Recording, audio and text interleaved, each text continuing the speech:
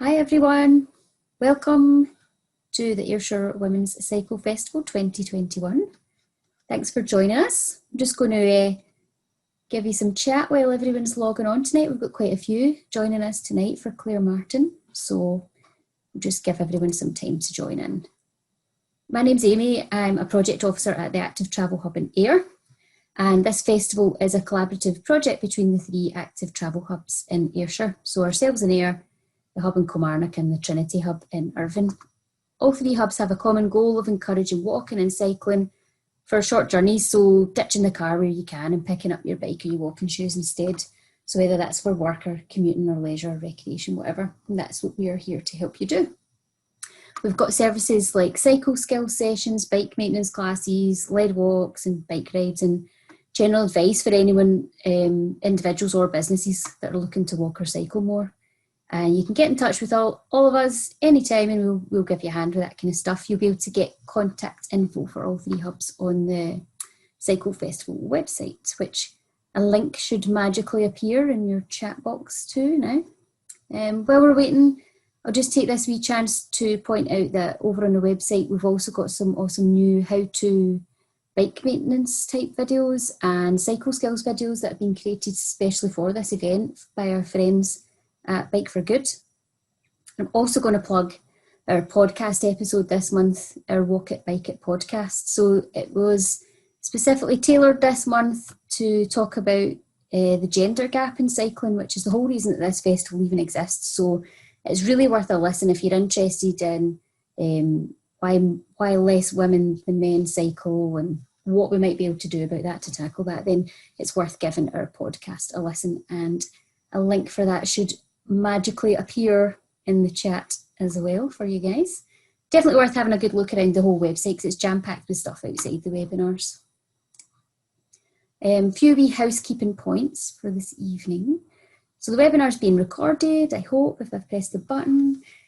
That's just so it can be watched again, basically, by folk that couldn't make it. We'll be uploading the recordings to the YouTube channel after the festival, so if there's anything you've missed, you'll be able to see them again there, or anybody that you know that couldn't make any of them, they'll be able to watch it again on the YouTube channel sometime next week. We can't see or hear you, but we do want to interact, so just draw your attention to the chat facility that's at the bottom of the screen. So we'll use that to post links, obviously. You can chat with us and other attendees as well.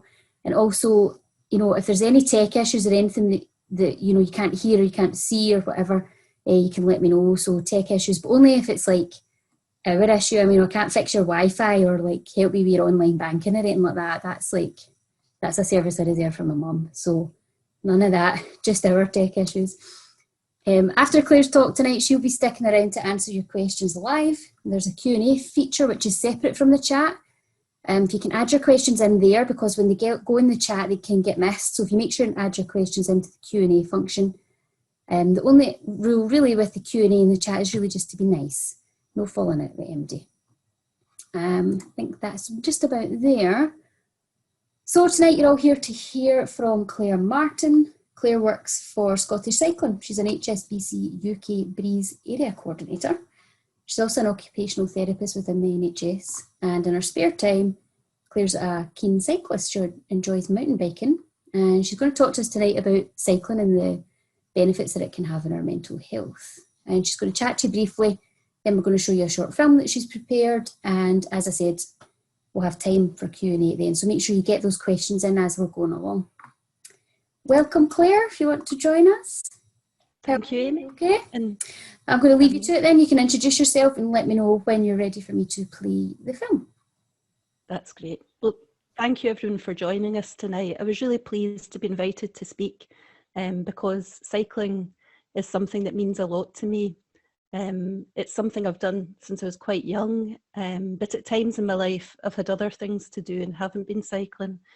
So when I moved to a new area, which is Dumfries Galloway, it was a Breeze programme that brought me back into cycling. So I went out after work on a small group ride with a couple of Breeze champions, and that got me back into cycling, basically.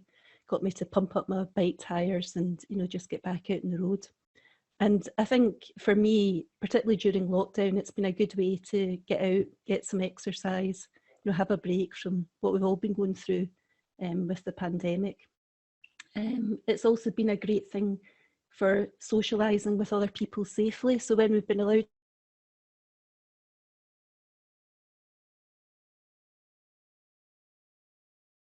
catch up with people in the outdoors and, you know, hear how they're getting on.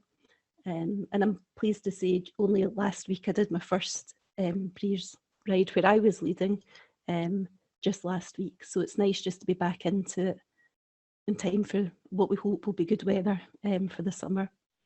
And, you know, I think for me, cycling does help, you know, my health, both my mental and physical health.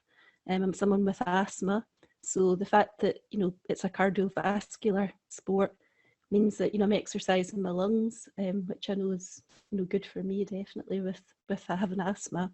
And it's also a way to switch off after work. So as Amy said, you know, I've been quite keen on the mountain biking this winter, and, you know, just mountain biking in a forest, you know, at night, it's been wonderful, a good way just to focus on what's happening in the here and now. What we have prepared for tonight is a short film where my colleague Maddie is interviewing me. And then, as Amy said, you know, I'm happy to answer any questions that you might have when you've been watching the film, or any questions you know you've got generally about Breeze or about cycling and mental health. So if you could play the film, Amy, that would be great. Sure, yeah, I'll just get it started up. Okay, let me know in the chat if they can't see or hear it or anything like that. That would be good.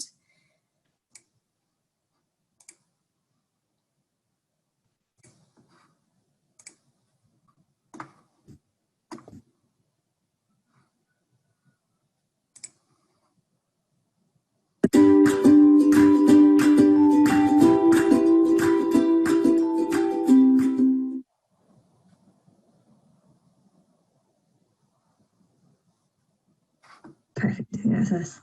Well, hello and welcome to this special Scottish cycling interview today.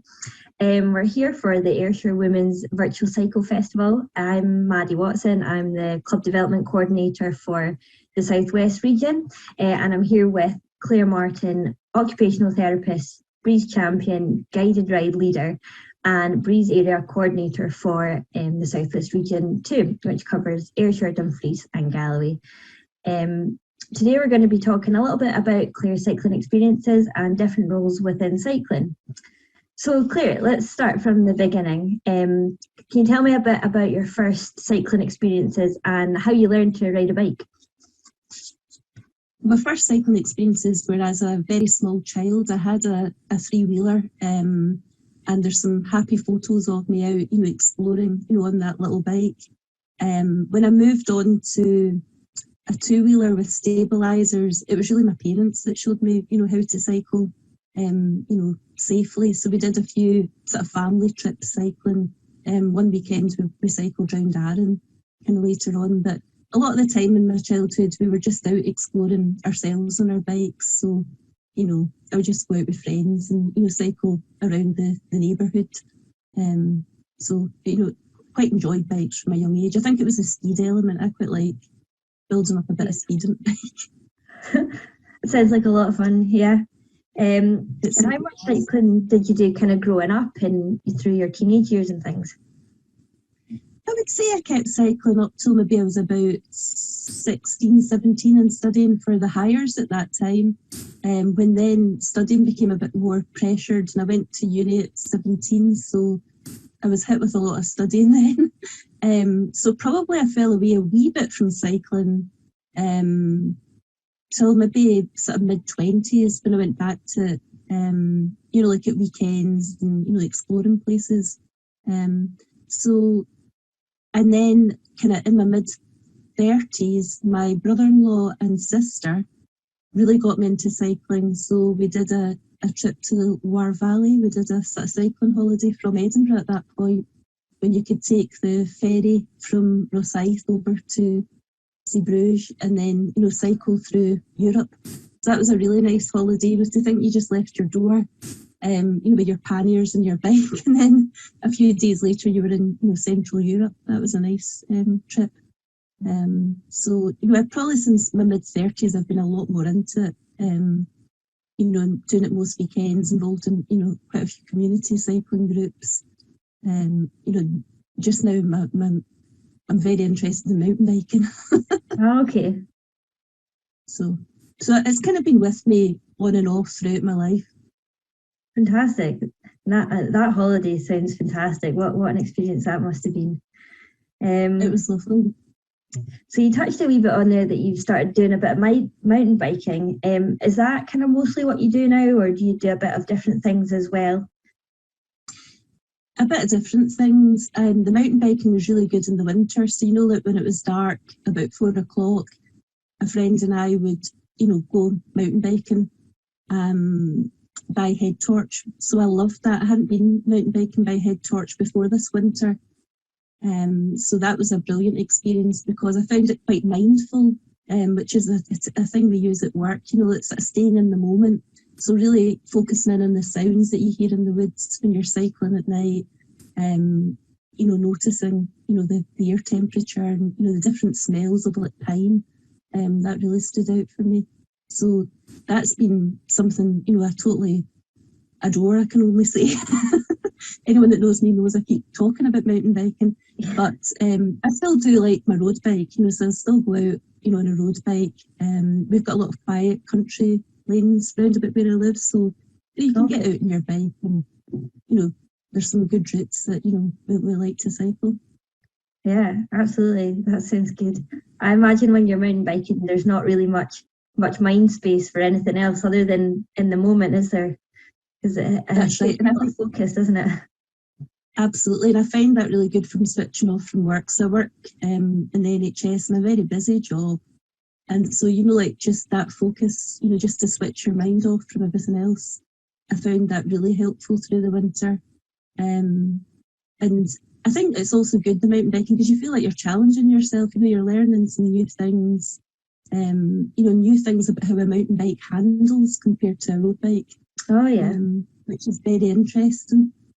So some things I know that I would never have been able to do on my road bike, that the mountain bike does, which is quite impressive actually. Yeah, cool. Well, we'll come on to speak about your job in the NHS a wee bit later, but first of all, I'd quite like to talk a bit more about your role as a Breeze champion. So would you be able to just tell us a wee bit more about what the Breeze programme is? Certainly, the Breeze programme is sponsored by HSBC and it's delivered by British and Scottish Cycling, and it really encourages women to get back into cycling, if they've maybe had a break from cycling for whatever reason, or develop their cycling a bit further. So perhaps they've been to a sort of confidence building or cycling skills course, or perhaps they've just been out with family and sort of built up their confidence about riding a bike. And the Breeze programme is really about taking that a little bit further and getting used to riding with other people in small groups. And the sort of distances, do build up. So sometimes we do run some shorter length rides, maybe sort of 5-6 miles, and some that are off-road. So, if someone's not sure about traffic. Okay. But there are also Breeze rides that go up to, I think it's up to 50 miles. Wow. And can be quite fast. So there's quite a variation in different Breeze rides, run by different champions. Yeah. So, and the programme also lets women be volunteer Breeze ride leaders. So it's had volunteered as, a cycle ride leader in other community groups. But I did like the Breeze programme because you get a one-day free training course that sort of covers, what to do when you're leading a group. And then you get things, to support you in that role. So I felt it was quite well organised, to be a Breeze champion, which is a voluntary role. Really sounds like it's something for everyone then. Absolutely. I think it's really empowering, like women leading women in cycling groups as well. So we know that we need more women cycling, for their own health, and, just that it'd be nice to have more of a gender balance, shall we say, in cycling. Yeah. So, I think it's a brilliant programme, the whole ethos behind Breeze. Yeah, absolutely. And how did you get involved in the first place as a Breeze champion? So I moved from a city to the countryside, and maybe I think after the first year that I lived here, I saw the breeze rides advertised, so I then thought, okay, I'll go as a participant. Really liked them. They were on a Thursday night after work, so it was a really nice, thing to do. And a spring, summer night, go out cycling with other women. And I've made several friendships from that, cycling experience. So that's really how I started off as a participant. Okay, cool. And would you be able to tell me a bit more about the actual breeze rides? Who are they for? Kind of what happens on them? Do riders need to bring anything along with them? What would be your kind of top tips to coming on a breeze ride? Certainly. So the breeze programme is aimed at women, and it is kind of included. We advertise the rides on the letsride.co.uk website, and you can search there for rides close to your postal address or to your town name. Okay. And when you then look at it, it'll tell you maybe there's a ride coming up next week in your area. And you can then click on some descriptor that tells you a bit more about the length of the ride. Quite often we upload route maps from Strava that tell you, a bit more about the sort of gradient in the ride. Okay. And it'll tell you a bit about the pace that people will be taking. So there's some breeze rides that are faster than others. So I suppose it offers a bit of continuation for people, doesn't it? Some people want to ride at various speeds. And it then also lists there what to bring with you. So in current times, people have to bring their own face mask. You bring your own bike or a bike that you've hired. And it usually guide you there as to what else you might want to bring with you to the ride. And it'll also explain, where the group's meeting. And it'll give you the contact details of the breeze champions. So quite often I find people do get in touch beforehand just to say things like, I've got an electric bike, can I come? Which the answer is, of course, yes. Or, I'm not sure if I can do that distance. And we'll just maybe talk a wee bit about, whatever questions they have. Cool. Yeah, that sounds really helpful. Thanks, Claire. What experience and skills would you say that you would need to become a breeze champion?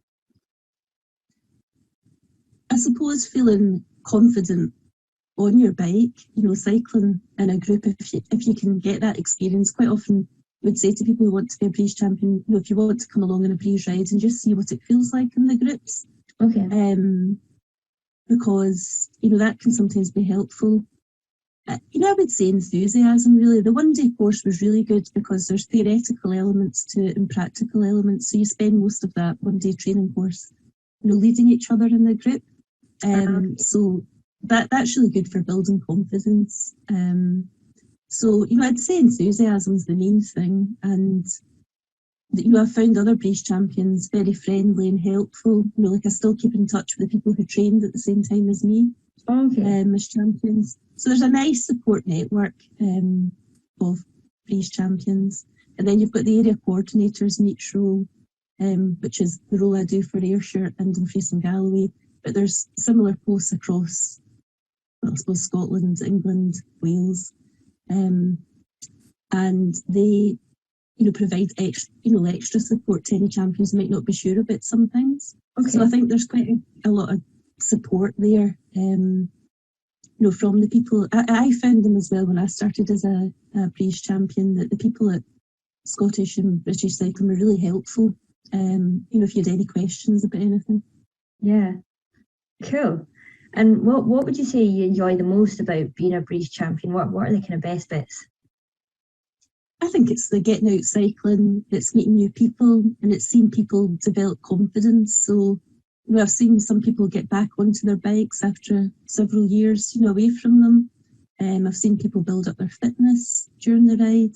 And I've seen people, develop friendships with other people in their area, which, it's all very heartwarming. So I think some of the best times for me are, where you're all just cycling along a quiet country road and you can hear people chatting, having fun while they're cycling. Yeah, that's lovely. And what would you say the impact's been on the breeze rides from COVID? Do you think, has that presented many challenges for you? Well, I mean, during the first lockdown, there weren't any rides, and then towards the autumn of last year, I started doing the rides again. I've kept the group slightly smaller than, the maximum that you can have. And I would say that it's just made you more aware, like things like risk assessing, so, like making sure you're taking a mask, gloves, and you're putting in the descriptor that the participants should bring a face mask as well. It's maybe changed some of the things, like I don't often have a break now in the cycle thing because of the rules about social distancing. Yeah.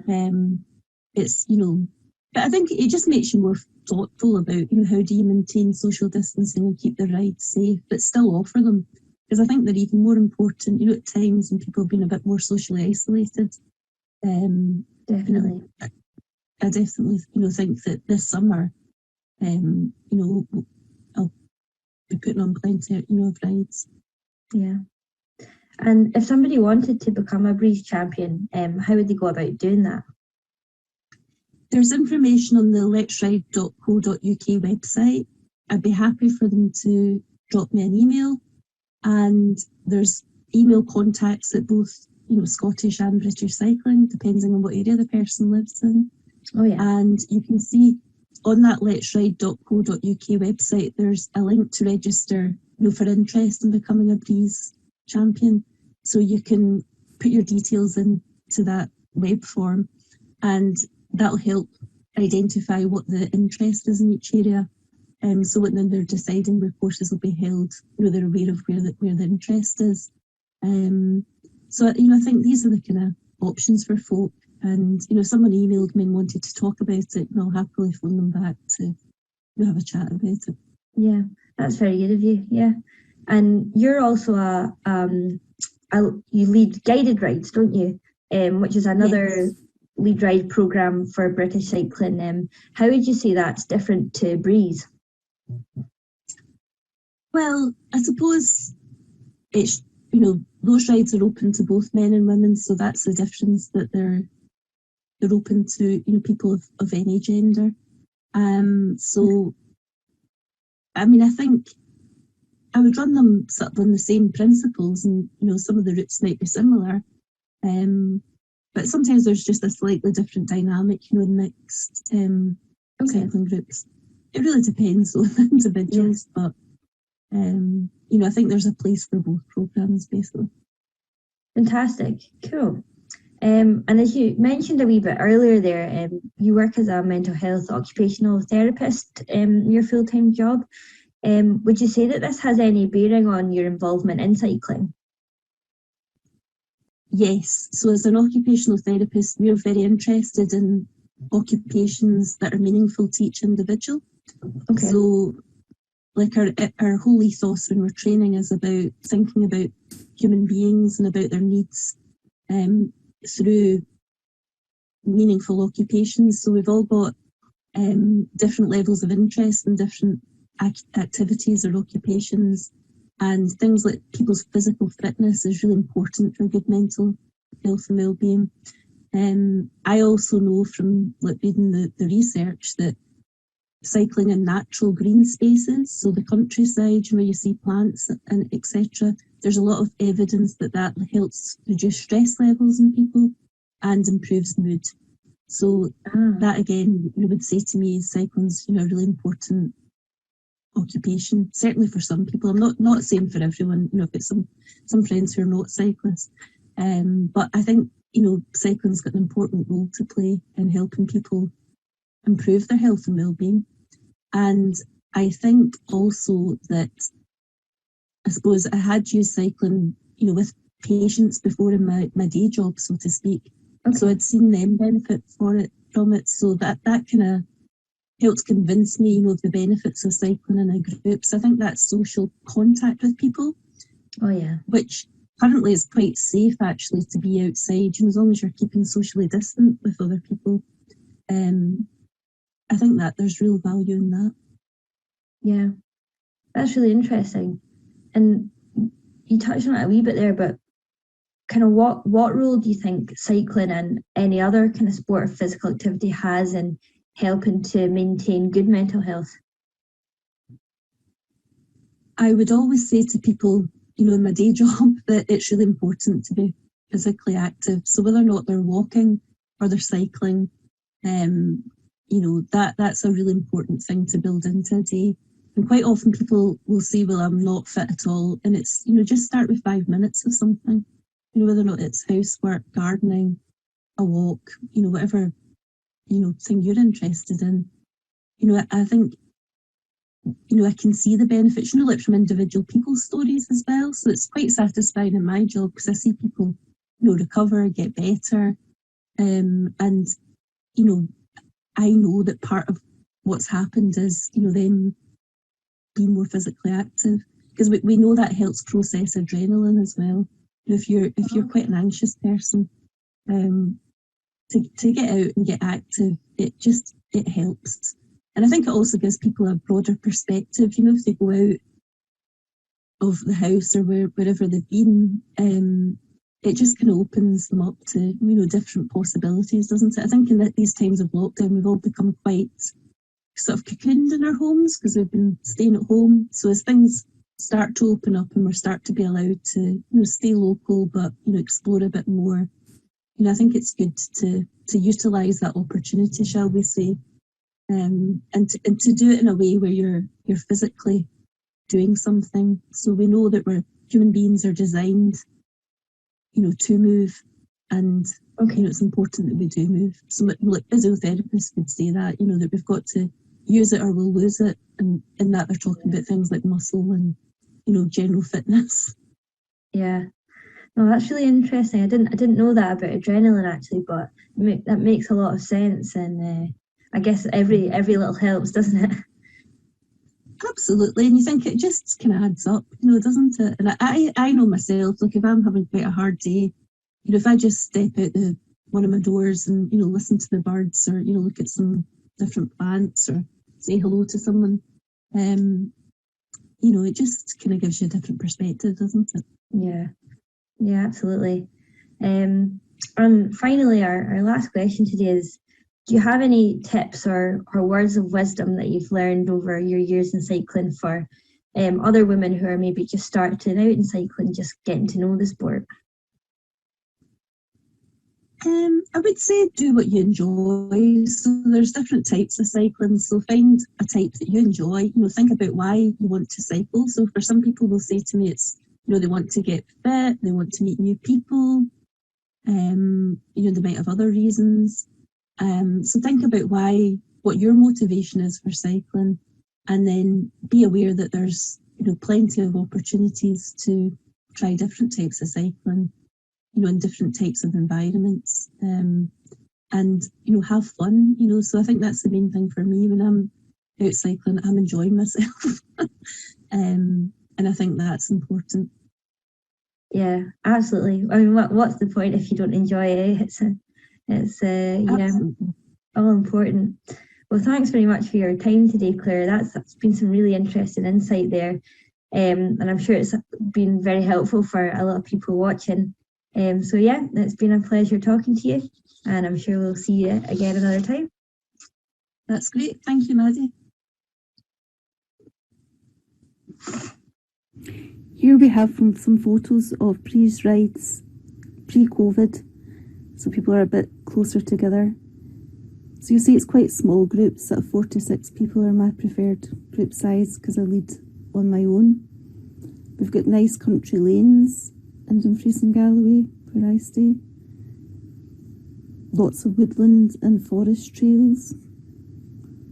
And this is a mountain biking route. You'll see some of the granite features on this route. And that's me cycling through the forest. Within the forest there are also some flatter routes. And you'll see this photo here is me on a very wet day when I've been mountain biking, enjoying myself. Because you've got that protection from the trees, forest. So it's a bit wet. Quite often it's good to be in the forest mountain biking.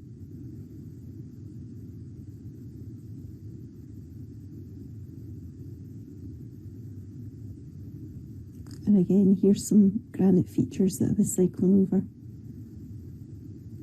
Lara, one of our Breeze champions in Ayrshire, has sent some photos of her cycle rides.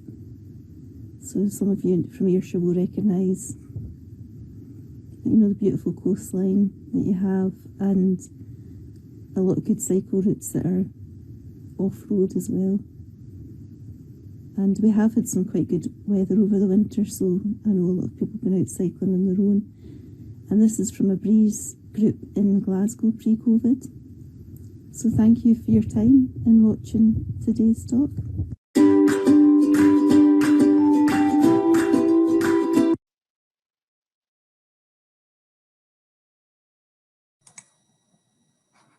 And we're back. Thanks, Claire, that was really good. Nice to see photos at the end. How did Lara get the bike up onto the dragon? That's what I want to know. I think she must be incredibly strong because it's quite it's high up. I'm most impressed. We've got a few questions waiting in the Q&A, and then I've actually got some as well, so I'm just going to add them on it. I'll do the ones in the Q&A first because I don't want to steal anyone else's questions. If you've still got questions, for those of you that are listening, feel free to keep adding them in just now as we go along. There is time to keep adding them in, and I'll add mine as we go along. So the first one is specifically about Breeze rides in Ayrshire. So obviously, are there plans to start some, which you've said there are. Are there any actually planned in that we can sign up to soon? I don't think there's any listed just now. We do have a couple of champions in Ayrshire, but I think people are just starting to get back into leading rides. All our champions are volunteers, so that sometimes it's a balance of maybe work and other commitments. But it would be a case of looking on the Let's Ride.co.uk website. Okay. I know there's been rides in Ayrshire in the past, and it's really, I'm hoping there'll be some rides coming up, but I don't think there's anything listed right at this moment. Do you know where they've been in Ayrshire in the past? That's a good question. No. I know that I don't know the exact routes, but I know they've been sort of shorter ones, maybe sort of 5 miles. Okay. But it's something now that lockdown's eased, I'm hoping to be able to come up to Ayrshire. I can actually do a bit of cycling myself in the area, so it kind of sticks in my brain exactly what routes people have been using. But I think that's where it's good linking with yourselves, because I know you've got a lot of good ideas for different routes. You thought we'd utilise as well. Yep, we do definitely help you out for sure. Elaine's actually gone and checked for us, and she says she's not seen any rides shown for Ayrshire at the moment. So we'll keep our eye on that page, and also on the Facebook group. I take it when you launch them, they'll be advertised on the Facebook group as well, that people can join.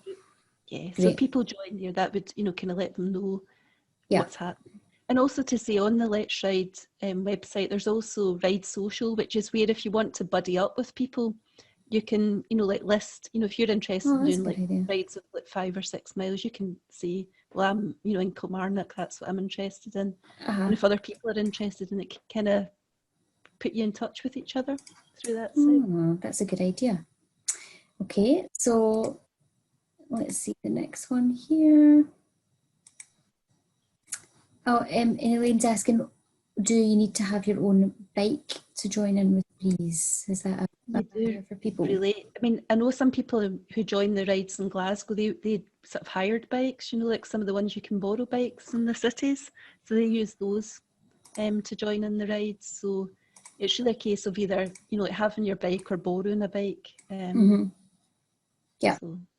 There is a bike hire at the exchange in Ayr if people are stuck for a bike. And I'm sure if you spoke to us really, really nicely at the Active Travel Hub and you really wanted to go to a Breeze ride and you didn't have a bike, I'm sure somebody will be able to keep you right. Brilliant. If you're desperate to go, we don't want you not going because you don't have a bike. How confident do you need to be to go on a Breeze ride, and how do they cater for newbies? You would need to sort of know how to stop on your bike and how to cycle. So I know that yourselves, your projects do, sort of introduction I do. Which it's almost like you planned this, Claire. that fits in really nicely. But what I would say is if someone hasn't cycled, you know, or they're really not feeling sure about it, perhaps, you know, yourselves, it's good to make contact with you.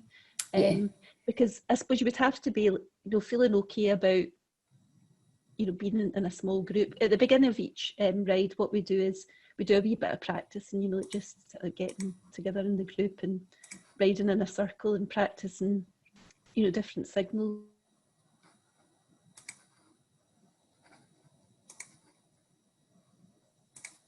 Kind of tailor nicely with each other, you know, have to kind of feel okay on a bike, you know, as to how you were going to brake and change gears before you came. Yeah, that is, if that's a genuine problem for anyone, it is something we offer at the Active Travel Hubs. We can do cycling confidence. Just get in touch and we'll get you organised. That kind of leads into something I was wondering about about your ability and the speed, the pace of the group. Is that a problem? Like I'm a slow person at everything I do in life. I'm not a fast cyclist. Would that, you know, people might be worried about coming along to a group in case they're holding people back. Is that a problem? Yeah, the general principle is that we don't leave people behind. So, you know, I think it all comes down to, you know, just checking the ride description. So there's quite an emphasis on people just building up fitness. My own breeze rides, sometimes I do ones that are just like 6 miles. And the idea is, you know, we go out, you know, cycle, and we're not having to go too fast. You know, we might go up to 10 miles an hour, but we're probably below that actually when you factor in chat and stuff. Or sometimes you probably saw from the short video at the end, like sometimes we go to landmarks. So you're having a wee look about, you know, a thing. Is there any cake involved in any of that? Well, there was, like, pre-COVID. We did go to places. And maybe that, you know, hopefully that will come back, because I think that social element's nice. Big part of it, like, or, you know, having a break in the middle. So I would say the ride description, but people don't get left behind on the rides. And, you know, I'd say if someone's not sure, just make contact with the leader. So you'll be able to contact the leader through the website. And I find a lot of people do that, you know, just to say, you know, I'm not sure, can you tell me a bit more about it? And, you know, I've not ridden in a group before, would that be a problem? Which it wouldn't be. Because I suppose this whole idea of breeze is to make people more confident, you know, being with other people in a small group. And sometimes that leads on to people wanting to join like local cycling clubs, you know, where it might be faster, it might be bigger groups. So I think it's quite a nice, you know, thing. You know, I think that whole thing of like we don't leave people behind. So it's not, what would I say? It's not like competitive. It's, you know, sometimes for a laugh people might race up like one hill, but it's very rare that people do that. You know, the general thing is people want to chat. You know, they want to talk while they're cycling, and they want to enjoy the countryside. So it's more sociable, I would say, is a lot of reason that people come in the breeze rides. You know, it's not that they're trying to get the best speed they've ever had in a section. It's more just, you know, they want to spend time with other people. It sounds like the kind of ideal starter group for anyone who wants to come along, because at the moment, especially in Ayrshire, it feels like, you know, you either join a cycle club or there's nothing, and club cycling can feel a wee bit like a step too far at first. Sounds like it's a good sort of in-betweeny for people. That I think that's right. So I think it just kind of gets people into it, and some people who like a bit of speed maybe think, okay, I'm going to use this as a stepping stone in a sense to move on to longer and faster rides. And for some other people, you know, they're just happy with what they're doing. But I think it's, as you say, it's nice to have that mix, isn't it? Rather than think you go from like 0 to a club ride where it might be quite fast, you know, 12, 14. And the breeze rides, are they all like road rides, or are there kind of off-road stuff, or is there both? Or the ones I do are mainly country roads and, you know, like fire roads and forests. So some off-road, you know, but it's very smooth surface. There are some breeze ride leaders in different areas qualified to lead mountain biking groups. So they have the qualification, you know, as mountain bike leaders, and they can do introduction to mountain bike courses. My own mum actually went one of those and really enjoyed it in Edinburgh. And they also do, some mountain bike groups. And there's a new qualification that's just come out from British and Scottish Cycling. It's called Fun Mountain Bike Leader. Fundamental one, I've seen that, yeah. Yeah, it might encourage, more people to get that qualification, because it means they could then do a wee bit more off-road rather than, the fire roads where it's really smooth. Because I think there's some demand, I know amongst my own, group of people that I'm friendly with, quite a lot of us are now into the mountain biking as well. Yeah. Yeah, definitely. Okay. So no, you don't need a certain type of bike as such to come along. It doesn't really matter. Not really for or what you've got. Your bike will cope with the terrain that you guys are doing. Yeah, for the country roads, some people come on hybrid bikes, some people come on electric bikes, some people come on road bikes. I can't think there would be really a problem, of any bike. But that's good. It's whatever someone's happy with. Okay, that's good. Okay, I think unless anyone's got any, there's a wee thing in the chat. If we've got a wee bit of time for any more questions. If anyone's got anything else, I think I've exhausted mine as well. Certainly, I'm looking forward to seeing the rides starting up in Ayrshire. I hope to be able to come along. That'd be great. Yeah, I think it'd be good. I think having a group to, like, if say it's a Thursday night at whatever time, it makes you get out the door, doesn't it? That's it. If you're attending something, you want to meet up with people. And that's what I found last year, because after the first lockdown, when the groups restarted, I did mine on a Thursday night, and people got into that habit that they wanted. They kind of got used to that in their schedule. I think it's all getting back into the habits that we want to get into. Yeah. Okay.